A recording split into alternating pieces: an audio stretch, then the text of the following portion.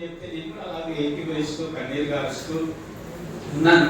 కానీ నేనేమనుకున్నానంటే ఇంతమంది ఉన్నాను కదా, ఇంచుమించు 150 మంది దాకా అందరు పాస్టర్లు ఉన్నారు, కొంతమంది విశ్వాసులు ఉన్నారు. ఇంతమందిలో ఎవరికో ఒక ప్రవచనం చెప్తున్నారు అనుకున్నాను. కానీ ఏకీభవించాను. అంత అయిపోయింది, అందరు అయిపోయి కాస్త భోజనానికి వెళ్తున్నారు. నా ఆశ ఏంటంటే నేను ప్రార్థన చేయించుకోవాలనుకున్నాను. సుధాకర్ పాస్టర్ తీసుకెళ్ళి పక్కన నిలబడి, అయ్యా మేము వరంగల్ నుంచి వచ్చామంటే ఇక 5-6 రోజుల్లో మాట్లాడాలనుకున్నా. దగ్గరికి వెళ్ళి ప్రార్థన చేయించుకోవాలని తల ఉంచితే నా తల మీద కుడి చేయించారు, భుజం మీద ఎడమ చేయించి ఒకసారి ప్రవచనాన్ని చెప్పాడు. పాస్టర్ గారిని నేను ఆ రోజు చూశాను, మళ్ళీ ఈ రోజు చూశాను. మధ్యలో నేను ఎప్పుడు కూడా పాస్టర్ గారిని కలవలేదు, కనీసం మాట కూడా. ఒకసారి టెక్నికల్ పాస్టర్ గారితో అయ్యా ఇలా జరిగింది అని మాట్లాడాను, అంతేగాని ఎప్పుడు చూడలేదు, మళ్ళీ మాట్లాడలేదు. మళ్ళీ ఈరోజు చూశాను. వారికి నేను తెలియదు, నాకు వారు తెలియదు. ఆ రోజు ఒక అద్భుతమైన ప్రవచనాన్ని పలికాడు. అది అక్షరాల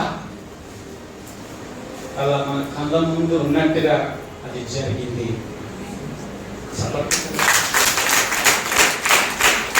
అప్పుడు నేను అనుకున్నాను, ఒక దైవజనునిగా నేను పొందిన ఆశీర్వాదం, నేను పొందుకున్నటువంటి దీవెన దేవుడు నాకు ఇచ్చిన ఆత్మను పొందుకోకూడదు.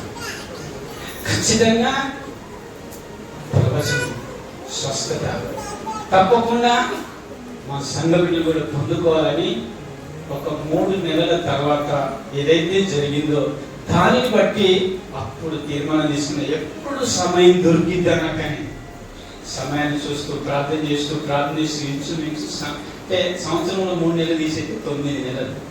9 నెలలు పాస్టర్ గారి పేరు ప్రతిరోజు నా నోట ఉండి ప్రార్థన చేశాను. చేస్తే ఇక మొన్నటి దినం నాకు అవకాశం దొరికింది.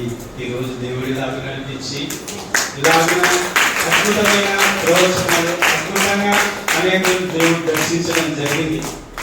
అయితే అలాంటి దైవజనులు మన అక్షరంకి రావడం నేను ఆశీర్వాదకరమని నేను అనుకుంటున్నాను. వారికి, పాస్టర్ గారికి, వారి సంతానానికి నేను ప్రత్యేకించి మరొకసారి వందనాలు తెలుసు.